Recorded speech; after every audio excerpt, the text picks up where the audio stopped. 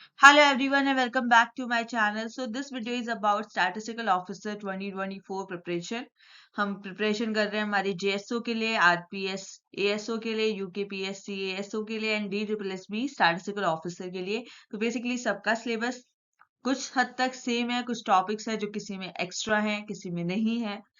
तो अब हमारा फिलहाल चल रहा है कंट्रोल चार्ट. तो उसकी प्रैक्टिस सीरीज चल रही है. तो ये पार्ट सेकंड है आपका.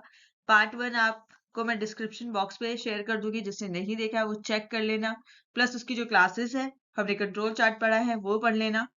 और कुछ नई चीजें हैं जो हम इन प्रैक्टिस क्वेश्चंस के थ्रू डायरेक्टली पढ़ेंगे.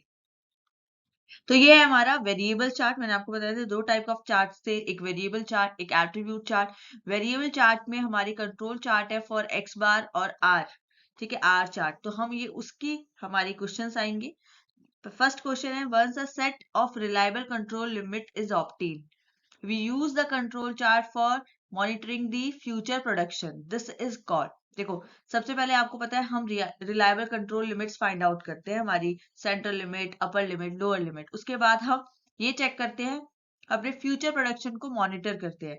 तो ये आपका जो मॉनिटरिंग वाला फेज है उसको कौन सा फेज बोलते हैं? तो ये आपका आता है phase second of control chart usage. ठीक है, तो usage of reliable control limit to monitor the future production from a process is generally mentioned as a phase second application of control chart, while setting the trial control limit to monitor the process is called phase one application.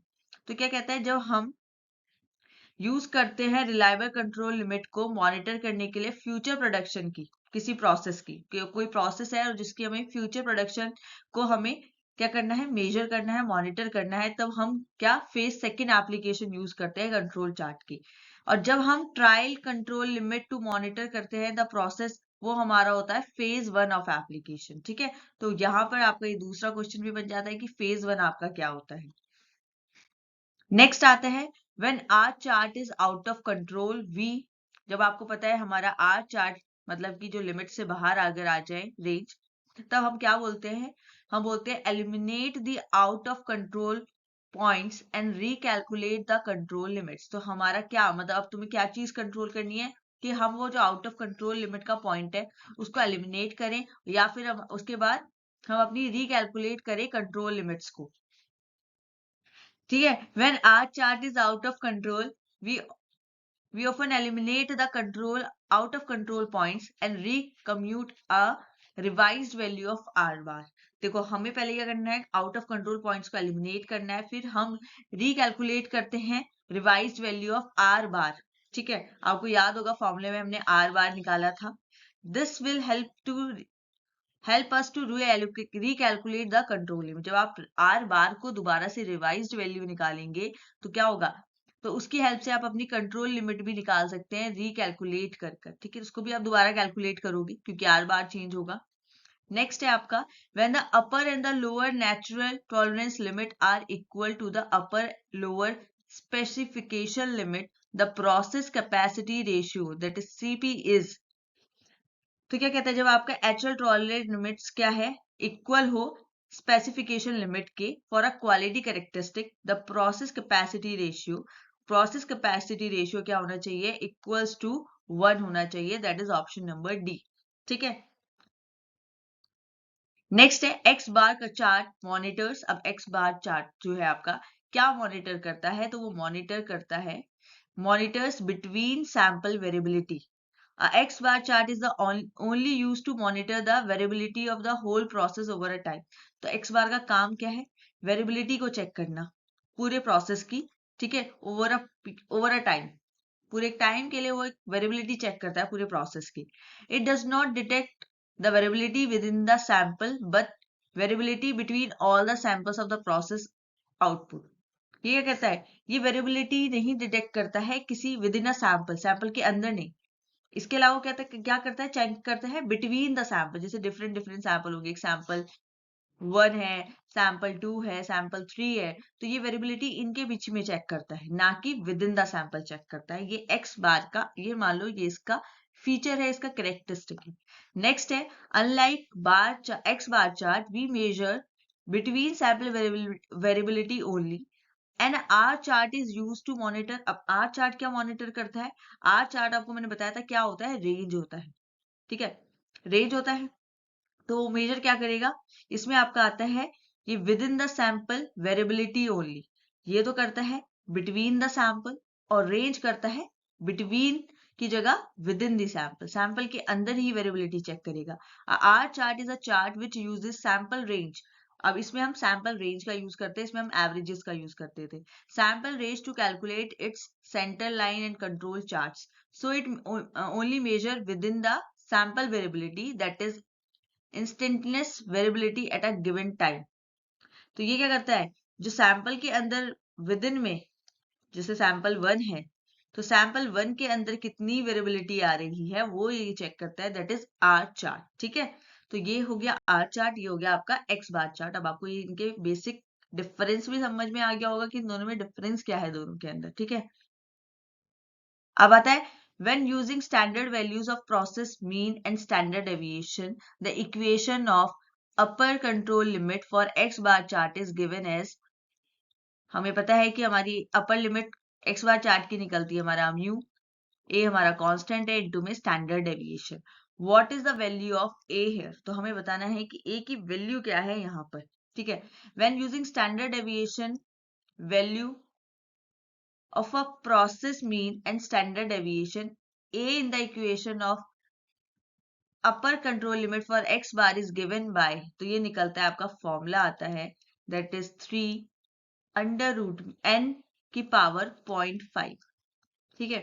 और इसको ऐसे भी लिख सकते हैं 3 की power under root में n, ठीक है। तो ये आपका ऑप्शन नंबर क्या हो जाएगा, ऑप्शन नंबर बी है इसका करेक्ट, ठीक। तो ये चीज याद रखो कि हमारा जो ए कांस्टेंट है ये कैसे निकलता है, 3 डिवाइडेड बाय अंडर रूट में n, ठीक है। नेक्स्ट आता है for a standard value of mean and standard deviation use, what does the center line of R chart represent? अब कहता है कि for the standard value of mean and standard deviation is used, the center line for R chart determined by the following formula।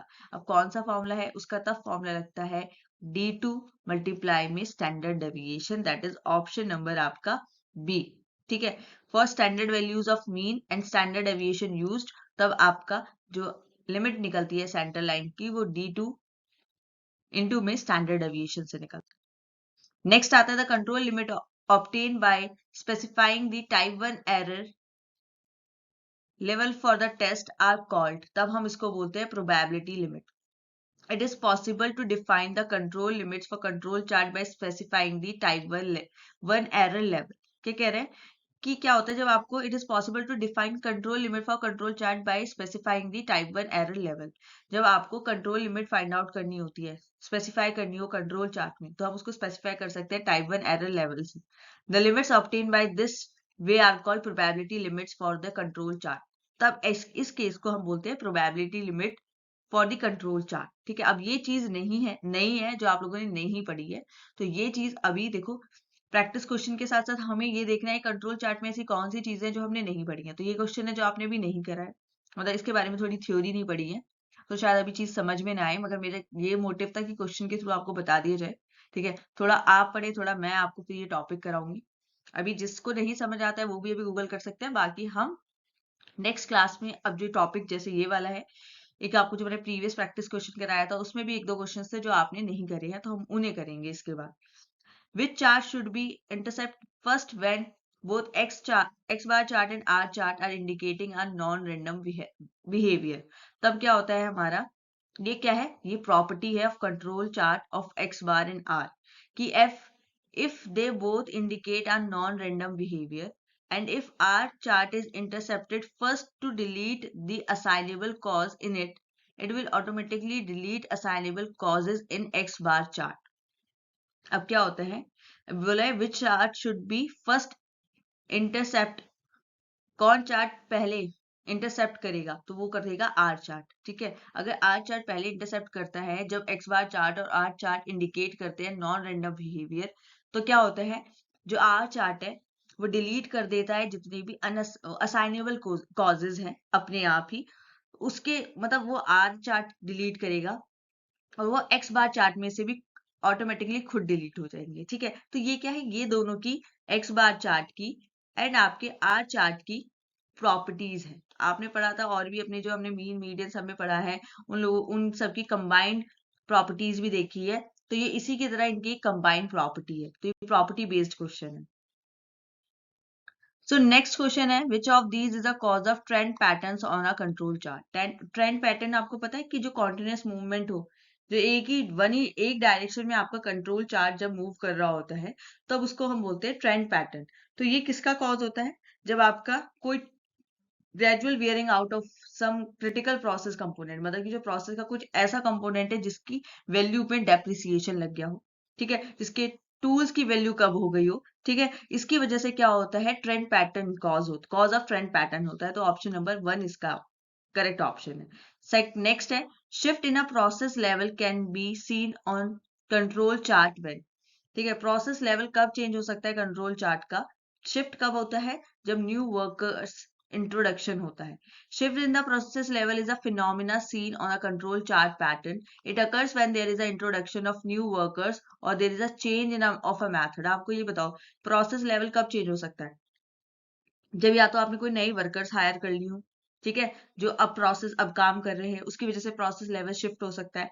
या फिर जो आपका method है, method आपने चेंज कर दिया, हायर टेक्नोलॉजी यूज करने लग गए, या फिर कुछ ऐसा, तो इस वजह से जब क्या होता है, आपका प्रोसेस लेवल शिफ्ट हो जाता है कंट्रोल चार्ट का।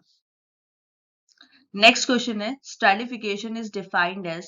तो इसको हम क्या बोलते हैं? Tendency for a points two cluster artificial around the centre line. ठीक है, तो जो पॉइंट्स आपके आर्टिफिशियल पॉइंट्स क्लस्टर हो जाते हैं आपकी सेंट्रल लाइन के पास, उसको हम बोलते हैं स्ट्रैटिफिकेशन। स्ट्रैटिफिकेशन का मतलब क्या है?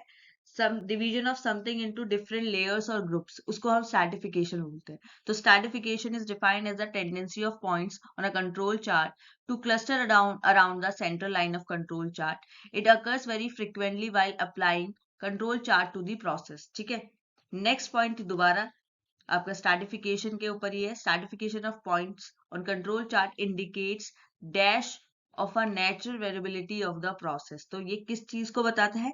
Lack of natural variability of the process. तो stratification makes the point in control chart to be pointed around the control chart central line, which indicates that the randomness is gone and there is a lack of natural variability of the process। तो क्या कहते हैं, इसमें से आपके process में randomness तो निकल गई है, अब ये lack of natural variability आ गई है। ठीक है,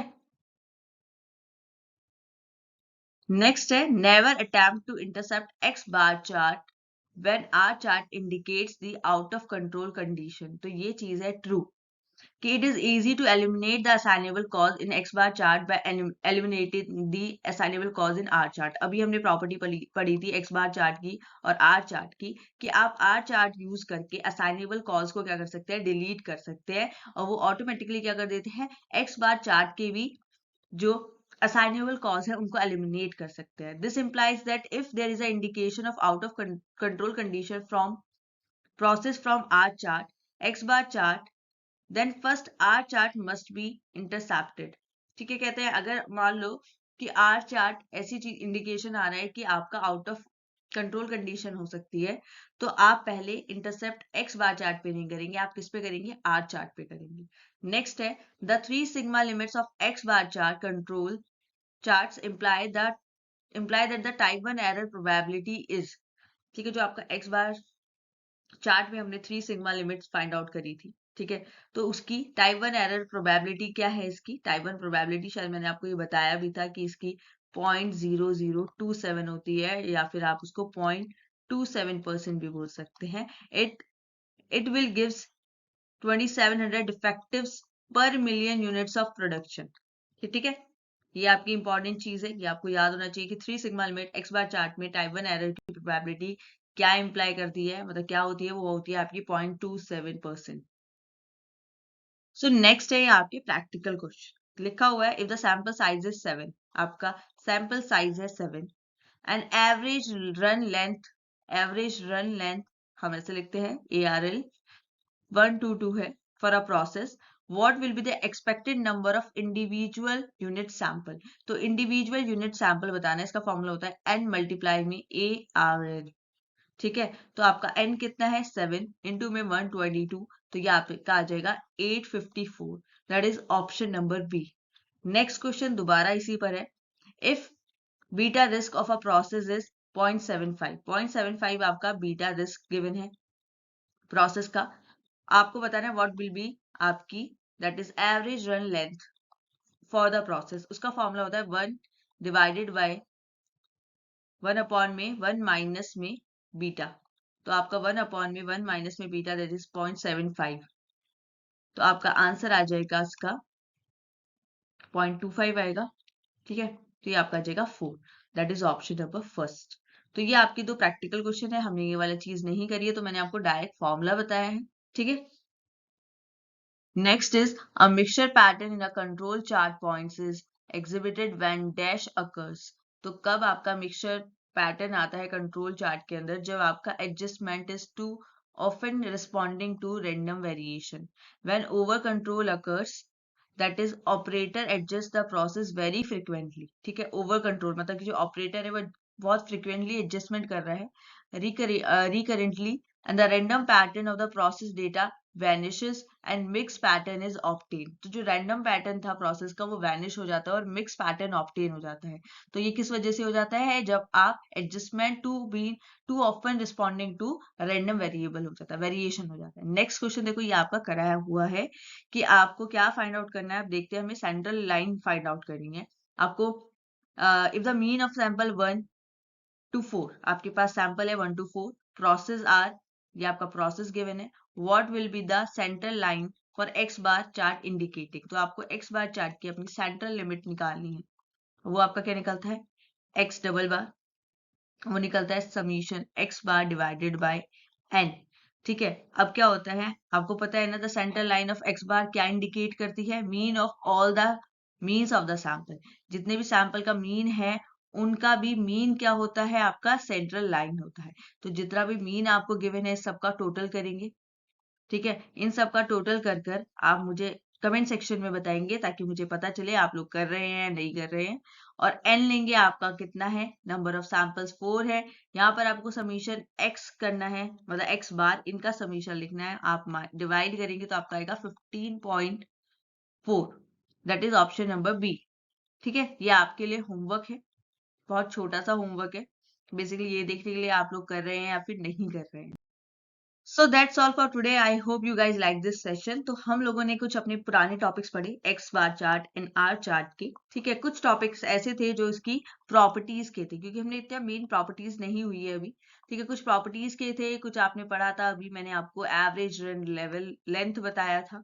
ठीक है, हमने beta that is risk of the process ये चीज पढ़ी थी। कुछ फॉर्मूले थे, कुछ चीजें थी जो हमें कवर अप करनी है, करते जाएंगे।